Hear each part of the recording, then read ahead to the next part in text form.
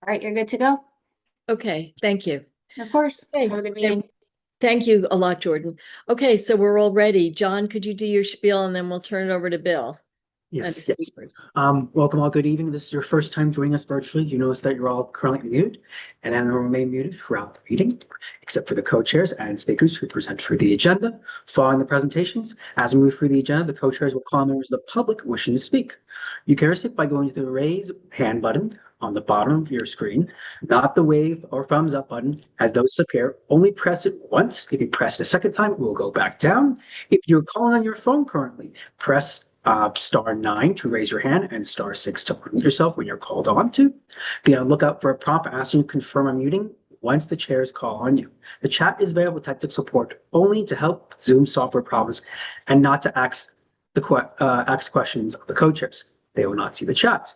If you are using an older version of Zoom, you may need to first find the active menu, participants menu, or button that says more, where you will find the raise hand feature there.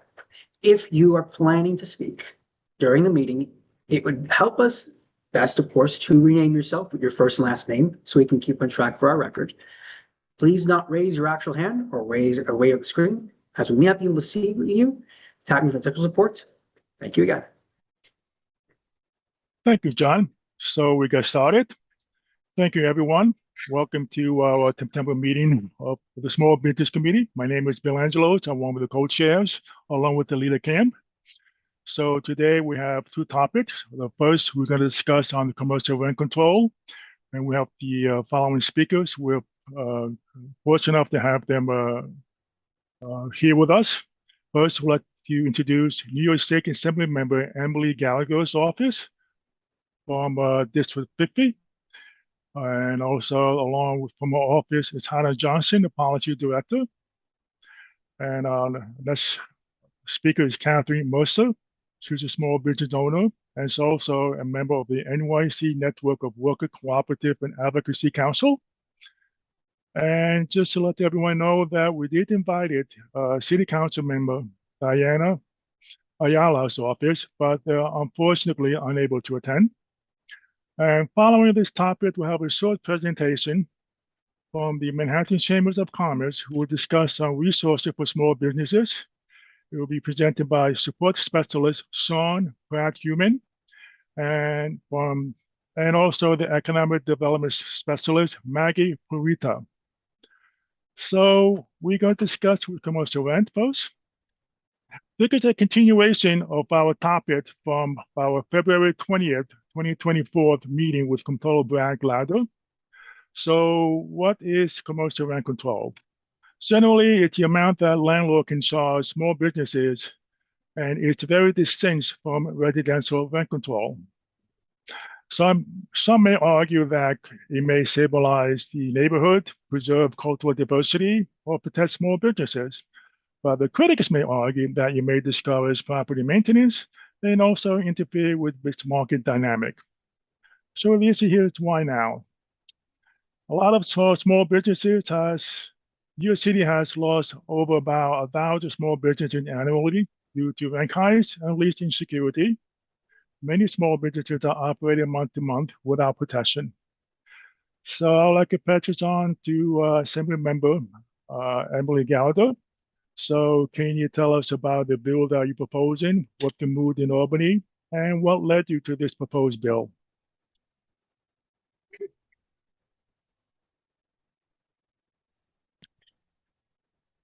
Thank you, and thanks for unmuting me. I had remuted myself in case the background noise is going through. So I'm Assembly Member Emily Gallagher. I represent District 50, which is Williamsburg and Greenpoint in Brooklyn.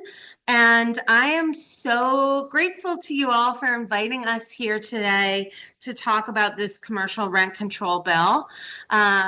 I have inherited this bill. This bill was previously carried by Danny O'Donnell, who retired. And when a member retires, any active bills that they have go basically up for auction. And you can put in a request to get them. And this is actually a topic that I've been quite passionate about long before I ran for office. I was elected in 2020, but I was involved in the movement to try to pass the Storefront Rent Stabilization Act going back to about 2014. And that was just as a constituent of a rapidly gentrifying community where I saw many legacy businesses, as well as just beloved businesses that were centers of our community, centers of civic engagement, centers of cultural commerce, vanish very quickly over the ability to charge more rent. And I was heartbroken when actually it was a video rental store that I was a devoted customer of. That really dates how long ago this was. When that went under because their rent got raised, I remember getting involved in this. So when I was first elected, I actually spoke to some advocates who were working on this bill with Assemblymember O'Donnell. And I remember it coming to my attention that it could be something that I would have carried had it not already been claimed as a topic. So I'm really excited to get this. I am really excited to also infuse some energy into the campaign, because I know that you guys who have been involved in this have worked very hard for a very long time with diminishing rewards. And I think it's a really important thing that we can bring creativity and a real kind of like grit to. And I have passed a few impossible bills already in the 5 years I've been in the Assembly. I passed the All Electric Buildings Act, and we're the first state in the nation to have passed a bill like that. And I also passed the LLC Transparency Act, which is actually a very similar kind of bill about not letting oligarchs and kleptocrats and people who are letting their greed control their behavior, letting them run the show. I'm not here for that. I am here to fight for community and for people. So there's my preamble. And thank you for the applause that I see there.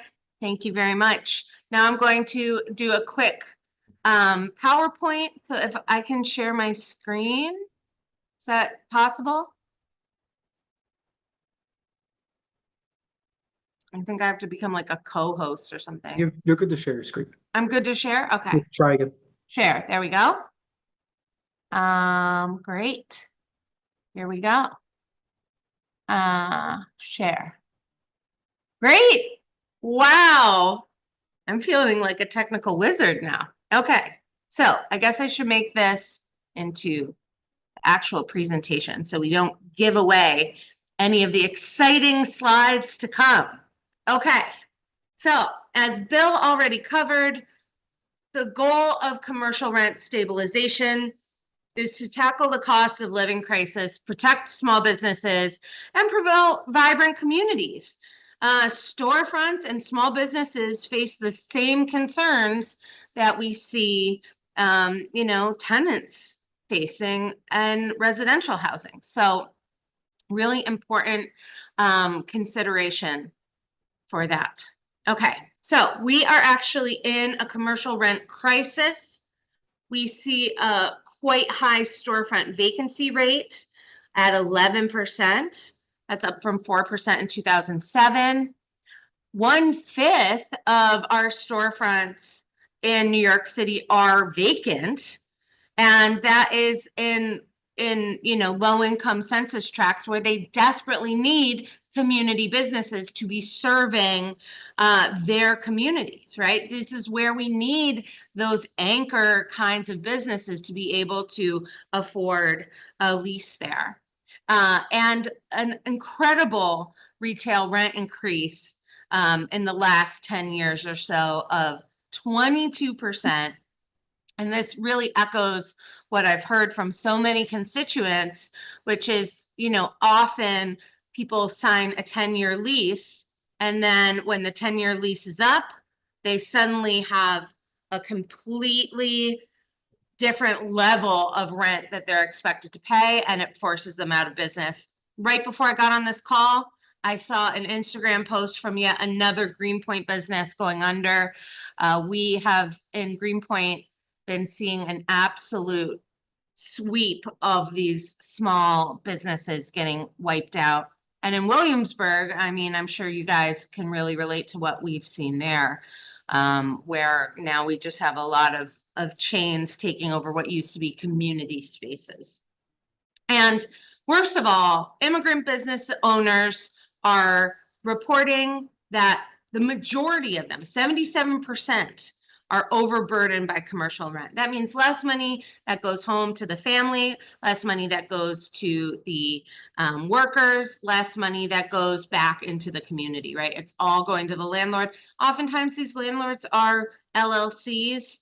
Oftentimes they are not community members, right? So this is something that is sucking wealth out of our communities. Okay. The answer, we hope, is commercial rent stabilization. And we really think that this is going to echo the same kind of community diversity that residential stabilization has provided for us. So here's some great and tragic illustrations here of the storefronts for lease on the Upper West Side. We've also, you know, this is everywhere. You know, if you go down to Broadway by what used to be Greenwich Village, it's like CVS and nothing, right? So that's not really the things that inspired artists, writers, poets, right? These empty storefronts. And it's not just the Upper West Side, it's the Upper East Side, it's everywhere. So unrestricted commercial rents create a really difficult business environment for these business owners, and it makes it, you know, very, can't think of the word. I was gonna think of a really delightful and illustrative word other than unstable, but it creates an unstable environment. And small locally owned and low margin businesses are often closing out for chains that end up being repeats, right? We end up having like 20 commercial banks and 15 CVSs and nothing else. And that kind of lack of diversity makes people not really mix and mingle in the community. It makes people go elsewhere and not stay in our neighborhoods. And it also really is impacting our affordability crisis because these higher rents require people to charge more money. So that means your local restaurant, you know, all of a sudden spaghetti's like $25 or something when it used to be 13. That changes who can participate in our communities. And we also have really high vacancy and turnover rates, which means that people aren't staying in the neighborhood and there's nothing anchoring us there. So we believe that commercial rent stabilization will create a predictable investment environment that really, like, it's the anchor of the community. Jane Jacobs said this, and it's proven to be true. So as we already talked about a little bit, I know Bill was mentioning what commercial rent stabilization is. It works just like residential rent stabilization, where covered businesses are shielded by a certain degree of rent increase, and we would have our own commercial rent stabilization guidelines board. And that will determine how much of an annual increase would be allowed. So it would be based on data and economic figures, not on the whimsy of the building owner.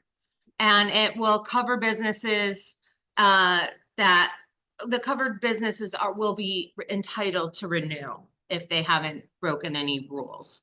And I think that would be probably most businesses. So this is what the bill creates as our board for commercial rent guidelines board. It would include tenant members of storefronts that are not representing chains, 2 landlord members not representing chains, and then 4 public members. And these would have to be pretty small landlords. So not a mega conglomerate, not a Jared Kushner kind of situation. It would have to be a more local landlord. Then we would have a public member who's the chairperson, and we would create the same kind of meeting structure that we have for residential rent guidelines. And then we would be able to have an enforcing agency to make sure that folks are being treated the way that they're entitled to by this law. And there would have to be public meetings. So that it's a pretty simple bill. And I think it would have an enormous impact. And really the main mission here for us is to build a strong, diverse coalition of people who know how well this would serve their community business owners and the community at large, and build that across our city, fight for it in the state, and then potentially even have opt-ins for other cities that are facing similar crises. I think we're in a particularly good moment for a bill like this. We've seen a lot of dialogue amongst the Democratic Party, who of course has a supermajority in the state, regarding the oligarchy and corporate control of the government and other issues. So this is a way that we can fight that through empowering small businesses and empowering small landlords. We're also in a moment where, you know, we have the potential, given what may happen in November, to have a mayor who would be very friendly to this kind of thing. And the mayor really plays a big role in state legislation being passed, because the mayor can write a request for a certain kind of bill to be passed. And so I know that the front runner in the mayor's race right now is supportive of this bill. That really opens up some opportunities for us to push for this. And, you know, I think we have seen every neighborhood impacted by this. This is not just an Upper West Side or a Lower East Side problem anymore. And this is widespread. Every borough is experiencing this. And I think that we'll be able to find some success. So, questions? Yeah, I have some questions, but I think I'll wait and call on members of the public first. If there are any members of the public who have questions, please raise your hand, as John gave you some instructions. And if not, we'll just go to Michelle Birnbaum, who's a member of the community board. But let's go first, Michelle, if you don't mind, because Chris just raised his hand. John, if you could unmute Chris first, please. Hi, And thank you very much, Assembly Member. You're welcome. Sorry, Chris. No worries. Can you hear me? Yes. Yes. Yeah, hi. So my name is Chris Satch. I'm an owner of a local business that serves most of the boroughs. I'm in support of this bill. It's a really great bill. While I personally don't own a storefront, I'm more of a consultant. I go to, you know, their space, their office, their home. Whatever. I was just wondering, for my own curiosity, I like the structure of the committee, but what is sort of the teeth that the committee will have? Will they have some kind of veto power? Because what I'm afraid of is this might just be a consultative committee where they give a recommendation and then that just kind of falls into the void. So how would we stop this committee's recommendations from falling into the void? And how can we make sure that indeed what they recommend does get implemented? Well, like the rent guidelines board for residential, what they dictate becomes what the mayor generally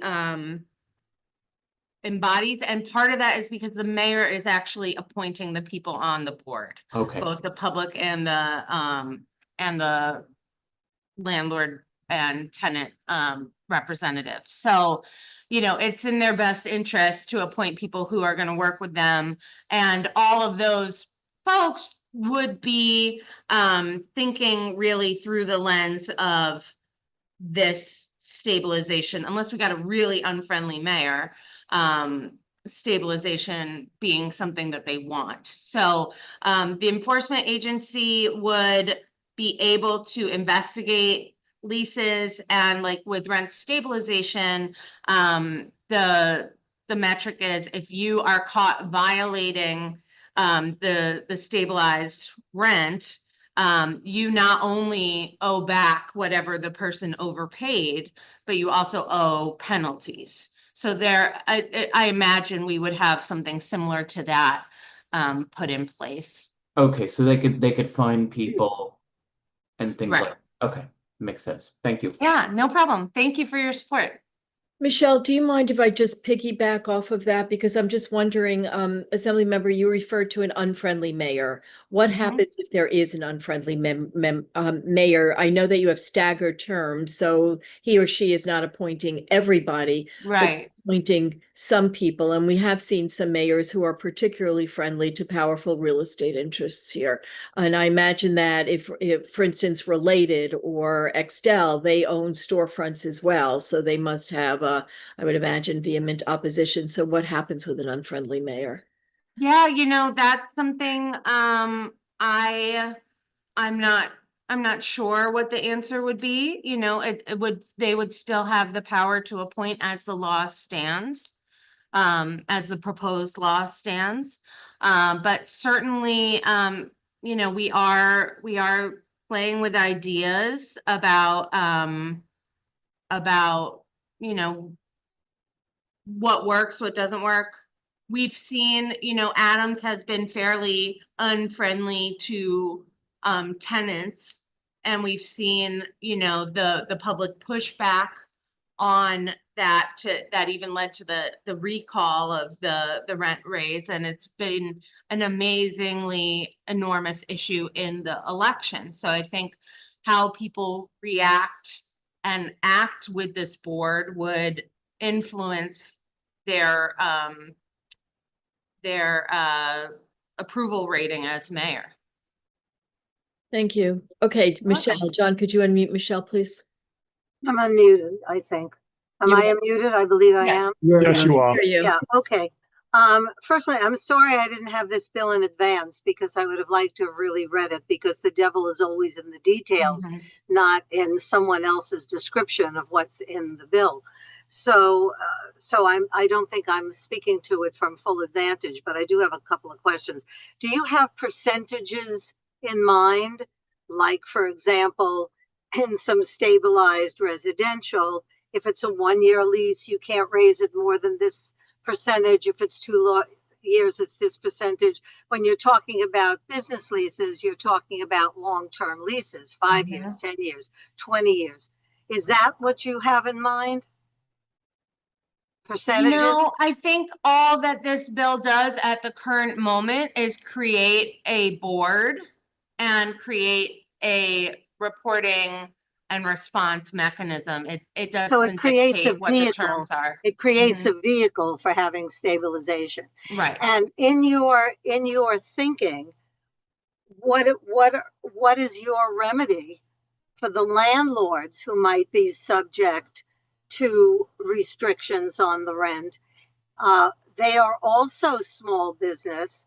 What's your remedy for them if they're facing rising costs, rising taxes, rising electricity, rising heat, whatever, rising bills in general? What's your remedy for them so that they don't go out of business and they don't default on their properties?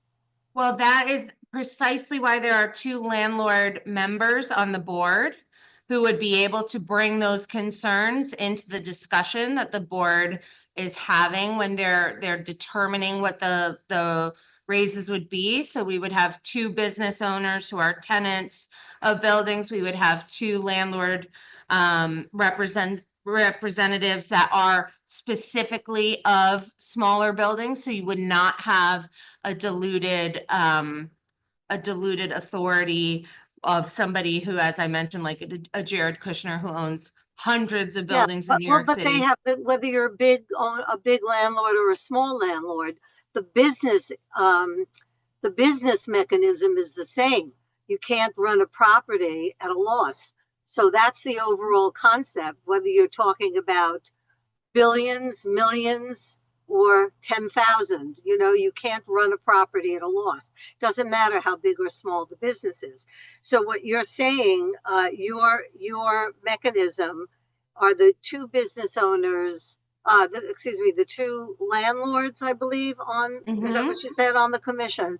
And so these percentages or limits, or however you define them, will be decided on, they're not decided on a case by case basis. They're decided as mass protocol.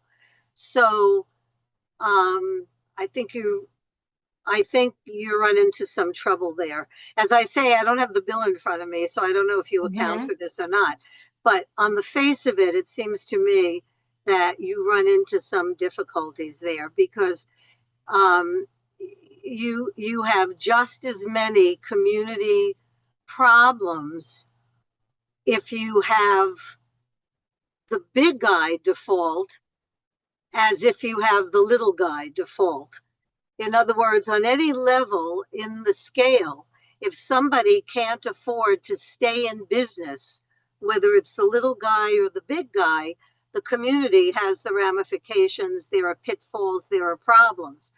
Well, I would argue that what we're seeing right now with some of the big guys is sales to private equity who are intentionally running businesses into the ground and intentionally making it so that storefronts are getting trashed. Like I have Rite Aid that just went under in my neighborhood. Now Walgreens has been bought by the same private equity company.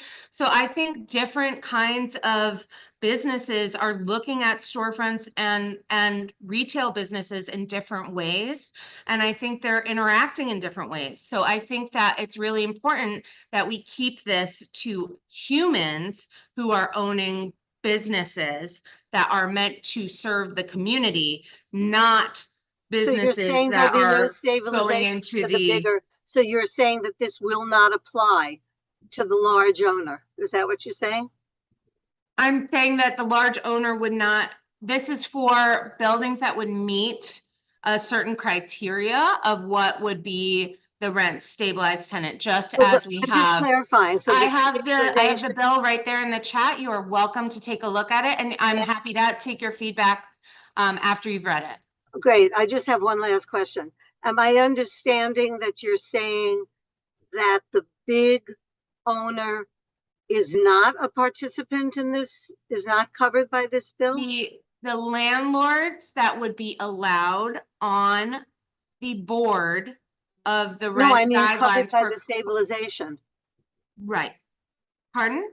No, I'm sorry. If they are trying to inhabit a covered property that has been deemed to be part of the commercial rent stabilization program, they would be participating in the program, and they would be required to do the same rent stabilization. Right. They would not have a voice on the board. Right. I just want to So make sure I have a section here, section 17H.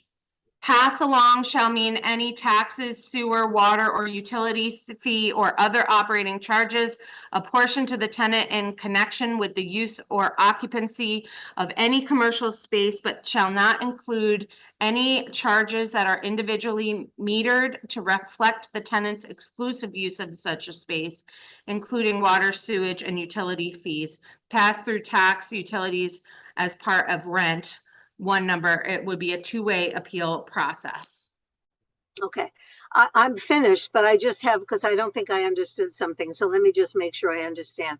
Are you saying that small businesses have to qualify this way, and a large owner such as an Extel or Verado or whoever they are, they don't fall under this bill in any No. way? Okay, thank you. You're welcome. I didn't understand that. It's Thank you. okay. I know. It's hard. It's like, you know, it's a lot of I'll read it. detail. And certainly we want you to be able to take the time and also, you know, give genuine feedback, because we want the bill to pass. So everybody's voice is really important in this process. So Thank thank you. you for sharing that. Thank you. I know Catherine's our next speaker. She has her hand up, but if I may just ask you one question. And John, I can't open the chat and get your most recent comments. I could only see older ones. I don't know what's going on, John. But Assembly Member, is there a mechanism for landlords who refuse to renew leases to eligible tenants to if there's a mechanism to enforce the range of permissible rent increases? There also anticipated to be something to ensure that leases will actually be renewed. Yes, that would be part of the stabilization guarantee, is that you would have, unless you had broken rules, you would be able to get a renewed lease. Because that feels like it's something really important. And I think that was in the draft bill that Right. Brad Lander had proposed. Yeah. Thank you so much. If I Thank could, you, and thanks everybody. And like I said, please, like, this is, we are working on this together. We want it to pass. That means we have to hear from people who like it and people who hate it and make it work. So really happy to have that dialogue. I did like- want to ask you what kinds of opposition you're seeing, but in the meantime, is there a mechanism, a way for people to get in touch with your office and send comments or questions or speak to a dedicated person about that? Yeah? Yeah. Oh, are you muted? Are you muted again? Yes. To, you know, I was just used to muting myself. Oh, I see. So yes, Hannah, who's here with me, is my intrepid policy director, and she is really running the coalition building part of this. And some folks in this room, you know, we've gotten to know. So we're very happy to have more of you join and give us feedback. We will put our email in the chat if people want to reach out. Yeah, if the chat's working. If Thank I you. may, I don't have if access. I may, to I the- have a question You for can deal the with assembly directly in the member. posted chat. Wait, there are three people talking at once. Bill, before you go, said that she can't post it because she doesn't have access to the chat. John, could you work on that with Hannah? And Bill, go ahead, please. Yes, thank you. Assembly member, are there any city council member working along with your office to align the strategy for commercial rent control? Well, in what way do you mean? I mean, just work along with you for this proposed bill. Sure. You know, I've already been working with the original bill sponsor of the city council bill that Diana Ayala has now. And I also have a great relationship with a number of council members, including the two that I share a district with. And we are all kind of like full speed ahead together on this. One other question, is there a mechanism in place for lease renewal where tenants may not be in compliance with the lease? So the landlord may feel that he or she may protect their property interests. How do you balance the interest between the two? Well, just as you would find with, you know, the same kind of situation with a rent stabilized tenant in the housing, in the residential, you would be able to have the same conversation with the enforcement agency saying, like, I cannot continue to rent to this business. They are breaking the lease, and you would be able to terminate the lease.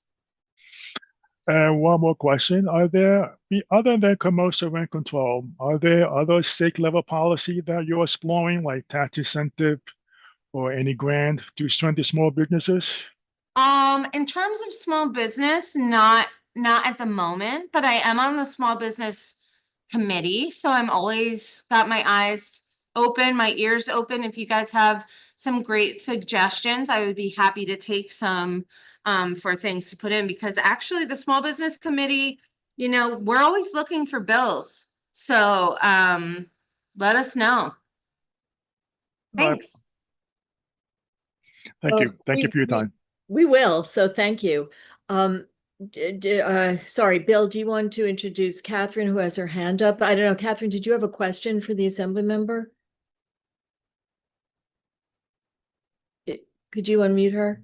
There you Oh, go. thank you. I was just going to build on what on the previous question, but I don't have to do that. I can wait till after I speak because I was going to address it in my talk as well. So whatever you think is better for timing. All right, so I'll introduce you. So Catherine is our second speaker on this topic. So she's a small business owner as well as a member of the advocacy group. So Catherine, can you tell us about your experience, how um, commercial rent affects your ability to sustain or grow your business? And also, I believe that you had to work on the city council on the proposed commercial rent bill some time ago. Can you give us more information on that or background information on this? Yes, absolutely. So I just wanted to thank Community Board 8 for inviting me to speak today. I want to thank Honorable Assemblymember Gallagher and her team for taking on this really important bill that's I've been working on for a long time, and also to members of community for being here, showing up, and maybe if you're watching the recording later for participating and checking in, following this campaign because it's really groundbreaking. So I'm here to voice my support for commercial rent stabilization, and I've been involved in this project for a number of years. It has manifested in bills at both the city and state level, as Bill mentioned. And we're really excited to have Assemblymember Gallagher as our prime sponsor now. I will have an ask at the end of my presentation, which is for this community board to adopt a resolution in support of this bill. One of our trustee coalition members, Jamie Burkhart, who's also in this room, member of the New York City Artists Coalition, has helped us draft this. So it is a draft, it's a template. Use it as needed, modify as needed, but that's a great starting point for you if you decide to support this bill, which I hope you will. So first, before I go deeper into that, I'd like to share a little bit more about me and my story. So I'm a worker owner at a yoga collective in Chelsea. We're a small therapeutic yoga studio focused on yoga for back care and scoliosis. Oh, and I'm going to share. I'm also in law school right now, and it has completely taken over my life. So I didn't have time to prepare a proper presentation for you lovely folks, but I am going to share my screen with some images and links. And I also sent those links to John to share with you all, either during this or after. So I'm just going to share my screen real quick. All right, so okay, so this is a picture from our studio space. It's a small space in Chelsea at the intersection of 6th Ave and 23rd Street. I'm proud to say we've just celebrated 10 years in that space of existence as a worker cooperative. As far as I know, we're the only worker cooperative yoga studio in the city. And we're made up of about 20 worker owners. So we all co-own and democratically manage the business together. Everybody has kind of different roles that we take on. And it's been a really kind of life-changing, empowering experience for me running a business with a democratic management model. As a worker cooperative, so you can see our website here is samamkayabackcare.com. We have both in-person and online classes if you're interested. And as a worker cooperative, we are members of the New York City New York City Network of Worker Cooperatives, and this is abbreviated as NICNOC. And we are a member-run organization. We're 501c6, so we can engage in advocacy work. And it's basically a member-run organization to help support worker co-ops. It's kind of like the trade association for worker co-ops in the city. And just to share a tiny bit more about co-ops, in case you're not familiar, in addition to being a democratically run and co-owned business, where generally all or most of the workers in the business co-own it, it also is generally a values-based business. So we follow certain key principles like concern for the community, one member, one vote, economic participation of all the members. So I can share more about that later. I could go on and on about co-ops and how important they are for stabilizing the extractive economy that we live in, by not only keeping wealth in our communities, because a worker co-op doesn't have some kind of disconnected board of directors in another place that's just trying to maximize shareholder profits. And a worker co-op generally would never have a huge income gap ratio between the oldest or like the highest quote unquote level worker and the lowest. In a typical American corporation, you might see as much as 1 to 300 ratio, whereas in a co-op, you would never see generally more than 1 to 7. So it also helps to fight income inequality in support of economic justice. Catherine, can Yes. you let's discuss the issue that you're confronting here? Yes. Yes, I was just about to move on to that. So, so this website, Fair Rent NYC, is our campaign website. This is housed within the New York City Artists Coalition, who's been one of the core members of our coalition for many years. And you can see here the number of city council members who had signed on in support of this bill when we had it at the city level. So basically, it's the exact same bill that Assemblymember Gallagher just introduced, only it was at the city level. And so I started working on this campaign maybe in 2019, I think, and for the next several years into the pandemic, we were building a lot of support. At that time, we had a lead sponsor of Councilmember Steve Levin. And he was really interactive. He was very proactive. He really met with us regularly and helped us get a lot of support. We got to the point where we had a majority of the council members signed on in support, but at the last minute, by the end of that session, Speaker Corey Johnson would not bring it for a vote. And so it never got to get voted on. And you know, we can speculate. I believe that people are afraid of REBNY. Honestly, the landlords, there's an imbalance of power in this city. And the big corporate wealthy landlords have their say because they invest millions of dollars in lobbying to get their way. So just a few notes about the importance of this bill. Access to, as the assembly member talked about, access to affordable space is killing our local businesses. New York City small businesses help build and support community. Think about your favorite local coffee shop, your favorite local hardware store, specialty grocery store, places where you have an actual connection with the person behind the counter.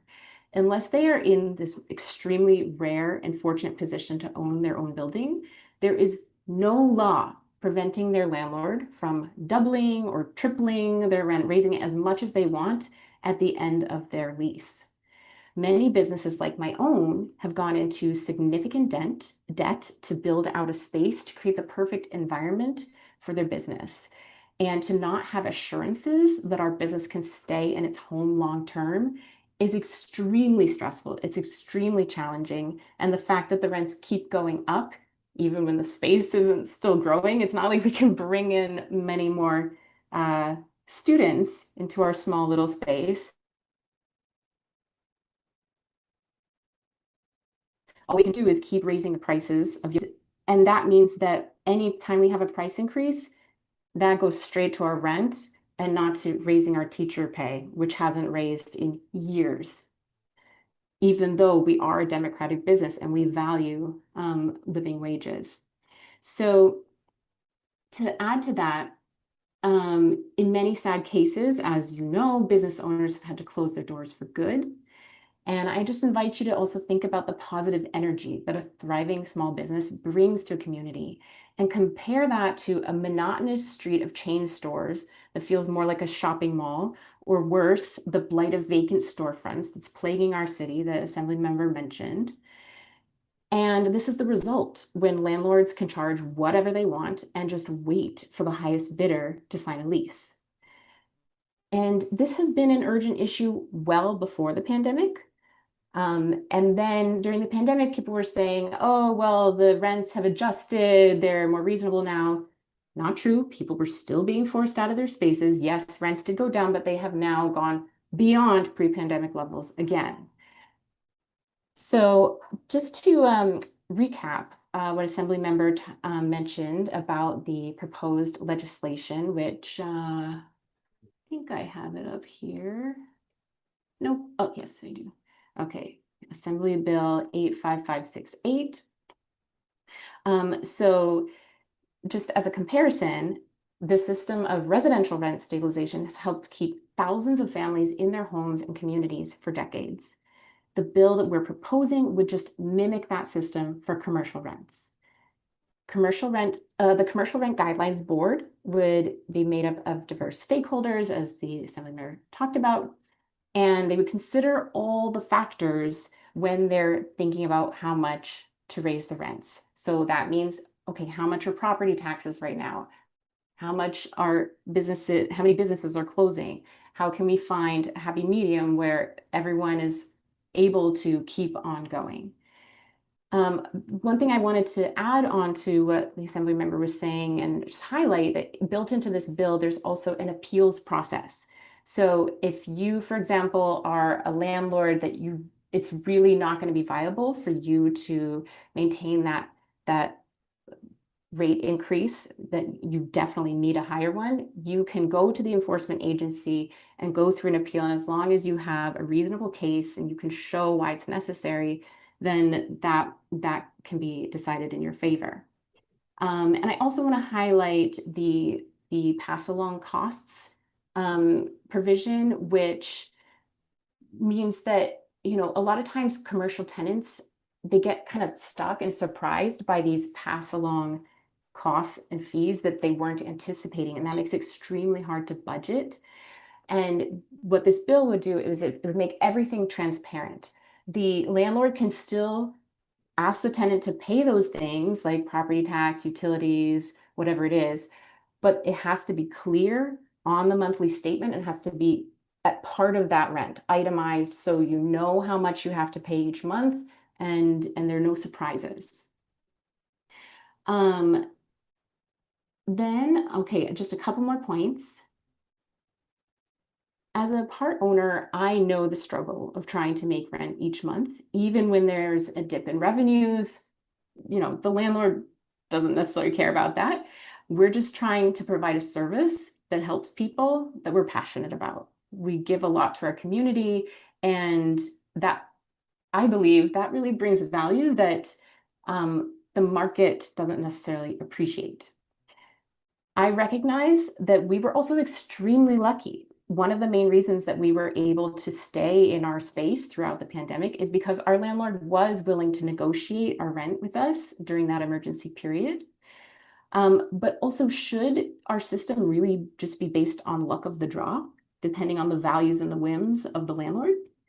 Shouldn't everyone have the opportunity to sustain a multi-generational business if the business is viable and well loved by the community, protecting local jobs and making their rent every month and not violating any laws. Coalitions like REBNY have the power and the resources to paint the picture in their favor. But thanks to the storefront registry, which our coalition also helped to get passed, we have some insights into what the picture really looks like. If you look at this report that ANHD put out, you can see the storefront registry data that was collected tells us how much rents were increasing from the time that they started recording, which I think was in 2019. And you can see it in this map here, it's really stark. The only boroughs where rents were only raised what I would consider a reasonable amount during the pandemic were Midtown Manhattan, surprising, and parts of Staten Island. All of this purple, these are rents that are being raised up to 50% or even more. This dark purple here, I think that's, is that Shady Rockaways? I think that's Rockaways. Anyway, you can see how this is greatly impacting communities of color as well. People in the outer boroughs who are already disadvantaged because they live in low income areas. So in that way, it's extremely problematic. Something I also would like to clarify is that in REBNY's kind of smear campaign of this work, they like to call it commercial rent control. And I believe that they do that to confuse constituents. So I want to talk about language a little bit. So you'll hear these terms interchangeably. You'll hear commercial rent stabilization, commercial rent control, commercial rent regulation. But each one of these words means a slightly different thing. So commercial rent regulation is kind of the umbrella term. It just means making a change to how commercial rents are being regulated. That's the broad term. Commercial rent stabilization, you now know all about it. We've been talking about that this evening. Commercial rent control, and not to throw any shade or anything, I'm just saying that sometimes people get confused because in the residential rent context, rent control means the rent is frozen. That means people who have been in their apartments for decades are still paying $800 a month or something like that. We are not talking about freezing rents. That is not what we are about. We are talking about a middle of the road, fair, reasonable solution where rents are able to be raised, but not by 50, 100, 200%. That's going to kick the commercial tenants out of their space.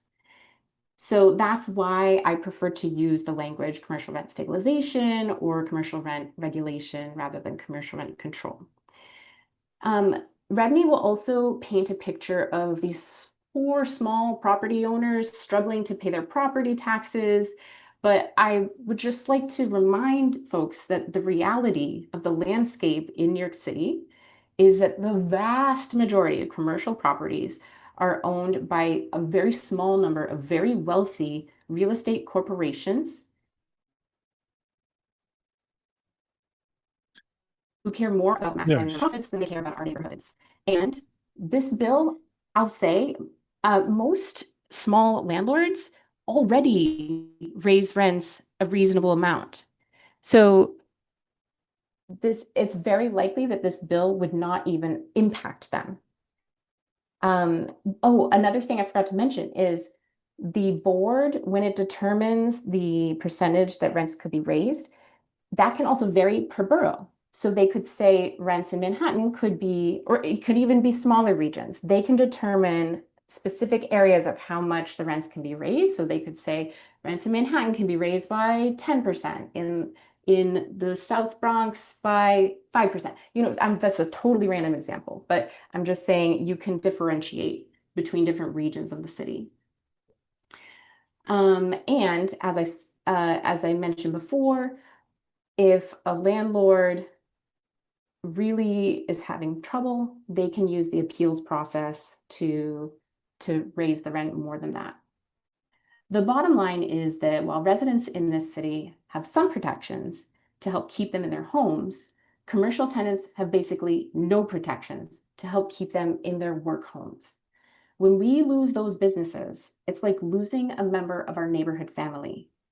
This is about acknowledging that while reasonable profits are important for a healthy economy, protecting people, culture, and livelihoods should not always take a back seat to maximizing landlords' profits as it currently does. With conditions only worsening due to competition from AI and online retailers, shouldn't we make fair and reasonable changes that help kind of level the playing field and protect our local businesses from displacement?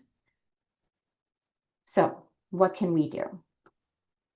As I mentioned, our coalition member Jamie drafted this beautiful resolution. Catherine, I'm sorry to If I, interrupt.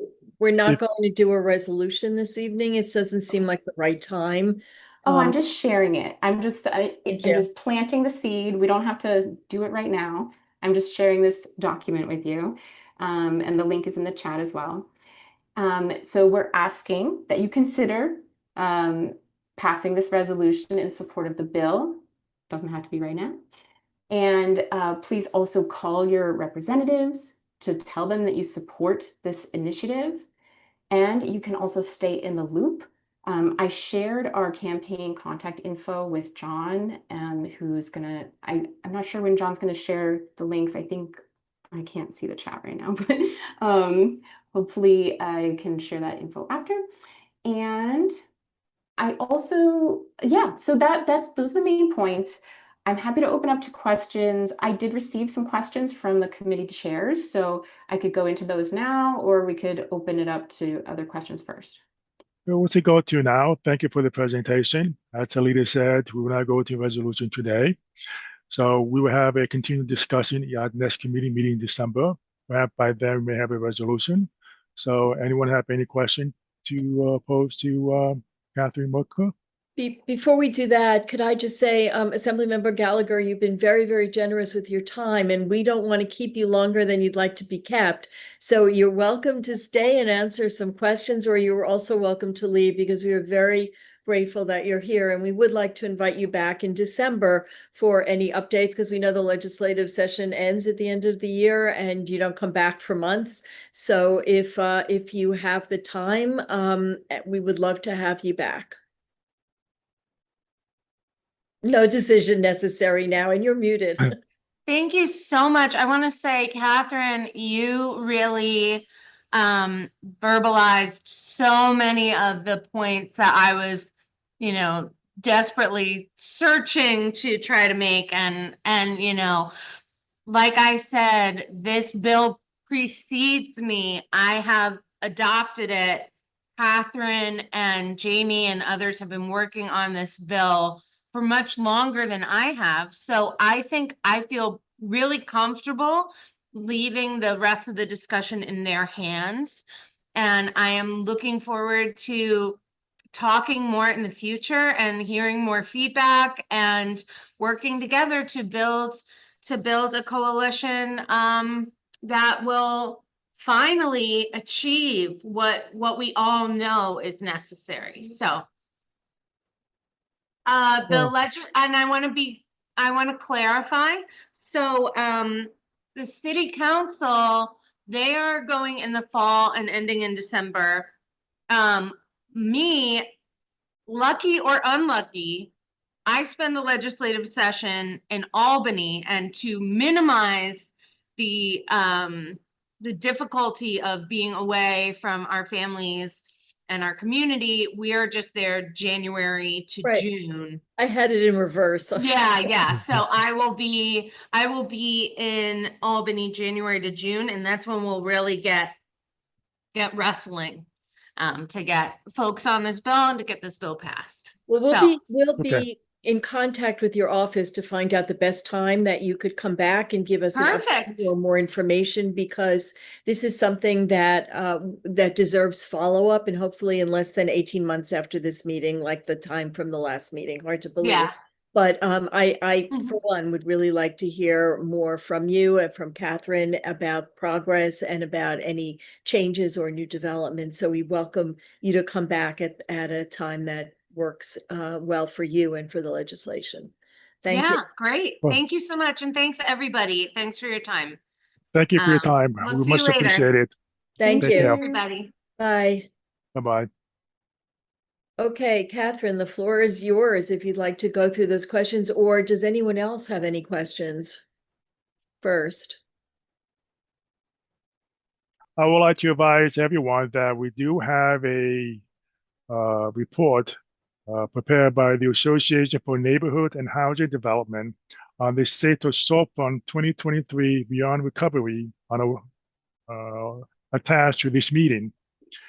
Just to summarize the key findings here is what Assembly Member Gallagher had mentioned, is a high commercial vacancy has persisted in low and income neighborhood, rank height as speculative leasing practices, and people of color, immigrants, and worker-owned businesses are being disproportionately affected. So I will urge everyone to take a look at this report. So if no other questions, so we conclude for this part of our meeting, and let's introduce our next topic with the Manhattan Chambers of Commerce. Sean, yeah, go ahead. But before we do that, Bill, could I just thank, or could we just thank Catherine, because you gave us a lot of your time, Catherine, and you were very responsive and detail oriented, which is great. And I was very interested in hearing the tales from your own personal experience too. So, and your familiarity with the bill, I think was very useful. So thank you so much for sharing all of that. Thank Aw. you. Apology. Thank you, Catherine. It's much appreciated. We do appreciate your time with us today, this evening. Yeah, the always because YouTube now, I mean, Zoom now apparently has a floating thing for clapping or for other kinds of, I don't even know what you call them, reactions. They float. There you go. The heart's floating over the screen. No, thank you so much again for hearing me out, for inviting me here tonight. It's really been an honor to be here in this And, space with you all, and and I we'll look hope forward to continuing. and we'll hope you'll come back to us in our next committee meeting in December. I would love that. Thank you. So, Thank you. should Thank I you. go now, or do you want It's me to up to stick you. around? Okay. You can stick around if you like. It's up to you. Okay, I do have class, so I should go. Okay. All right. So Thank let's you. have Sean Pratt-Human from the Manhattan Chambers of Commerce. He will give a presentation on the resources for small businesses. I'll pass it on to you. Hey everyone, thank you guys so much for having us here today. I'm Sean from the Manhattan Chamber of Commerce, and I'd like to share some of the resources that we offer to small businesses. And all of our resources that I'm going to mention are free to small business owners, so there is absolutely no cost associated with it to you, and you do not need to be a member of the chamber to access these resources. So we are the Small Business Resource Network. We work with all 5 boroughs, and we support over 200,000 small businesses within those 5 boroughs. We partner with both government and private organizations. That's where we get our funding. That's where we get the resources that we offer to small businesses to support them. We provide access to resources such as financial guidance, marketing expertise, technology support, legal advice in some cases, and business coaching. The businesses that we target and the most popular ones that we offer assistance to, or that ask assistance of us, are in the restaurants and coffee shops, retail marketing, um, retail shops such as delis and corner stores. And just think of any small business that you walk down the street and come across. We're able to help them and support them with needs such as financing, business strategy, technology, marketing. Some of the resources, the top resources that we offer includes for financing the Start Small, Think Big. It's a year-long financial services program. Recently, we had the Verizon Small Business Grant. We also provide business coaching and strategy from alums from the Harvard Business School Club of New York. And we recently concluded our free website and professional logo and branding services to small businesses. Here are some examples of the businesses that we helped recently. Happy Bowls was able to get a $10,000 grant from the Verizon digital program that recently concluded. Le Petit Epicerie was able to get free a marketing photo shoot done for her business. And she said it was exactly what she needed to elevate her business and reach a broader audience.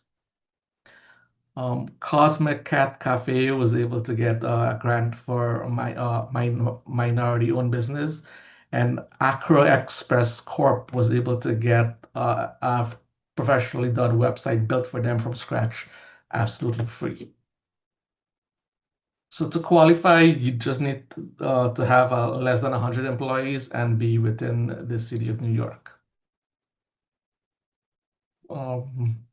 We are bilingual. We able to support small businesses in a number of different languages. And the Manhattan Chamber, we support Manhattan in three different areas: Uptown Manhattan, Midtown Manhattan, which is the area I'm responsible for, and Lower Manhattan, which one of my colleagues is responsible for. If you have any questions, we'd be happy to help. I'm going to drop my email in the chat if you have any questions or just want to have a follow-up conversation, or if you need assistance in any of the areas I mentioned, I'd be happy to share more information or schedule a call to share the resources and to see how best we can assist your business. Thanks once again to Community Board 8. I'm so grateful for the opportunity to share our resources and look forward to working with you and your members in the future. Thank you. Can you tell us, go ahead. I just want to say thank you so much for coming this evening, because having these resources that I'm sure many small businesses don't know exist and don't know exist at no cost and don't know exist at no cost and where you don't have to be a member is really revelatory and extremely useful for businesses that are struggling so much. So I look forward to working with you as part of the I mean you in the Chamber of Commerce with the Small Business Committee of CB8, because I think there's a lot that could be done to help our small businesses, which we consider the lifeblood of the community. So thank you for being here. Absolutely. Same here. Thank you, Sean. I'm just curious, what is generally the most common issue that most small businesses come to your office? Most times, it's for financing. They need access to grants or low interest loans, and that's like the number one reason. And other than that, they need assistance with marketing, getting spreading awareness of their business, just letting people know that they are here. They're ready to serve the community. So those are like the top two needs that we usually get asked about. With respect to loan, what the maximum number of dollar amount they can request or apply for? So there's a few different programs that we're able to recommend, and the different programs have different amounts. They could start from $5,000 all the way up to $250,000. So it really depends on the program and the needs of the business and the type of business. So if we're able to have a conversation with the business owner to determine, what's the best course of action, then we'll be able to better recommend one of those solutions. And generally, what's the term of the loan? How many years repayment? Again, it really depends on which program they go with, and each program has their own criterias and repayment terms and options. All right, thank you. I believe we have Chris Stash. Sure. Oh, yeah. Hi. Hello. Can you hear me? Yes. So, just two questions, actually, if I could be quick. First one is, if you could go back to slide 11, my business is based out of Roosevelt Island. I see it colored purple. Does that mean I'm with downtown? Yes, you'll fall under our downtown area, and my assistant Trandy would be happy to assist you with whatever needs you have. Okay, got it. And then the second question is, what about weird legal questions? Does the chamber support that? Are there lawyers on retainer? Like, for example, for me in particular, I'm looking to expand my business, and what I do is I do different kinds of plant consultations. So I'll do like, someone has a sick or dying plant, I go there, I repot it, I spray it down, whatever. Um, but a lot of the buildings require different kinds of insurance, and it's bespoke building to building. So I just wanted to see if there was any legal advice or free legal counsel that I could ask them all my weird building questions to. All right, so I'm gonna drop my contact information in the chat. Feel Yeah. free to reach out to me, or you could drop yours as well, and let's have a conversation after, and I'll see how best we can assist. Sure, thank you. Thanks, Chris. Mr. Sachi, that pertains to for your commercial lease. John, can you unmute him? Yep. Sorry, say again? If this pertains to your commercial lease? I don't have a commercial lease. I'm Okay, based out of my home. I go to my clients' I see. places Okay. of work and home. So I'm a little different. This might not be the best meeting for me, but I was just wondering if that still applied to someone like me who is not in a commercial lease. Okay, thank you. Yeah. Anyone else have any questions?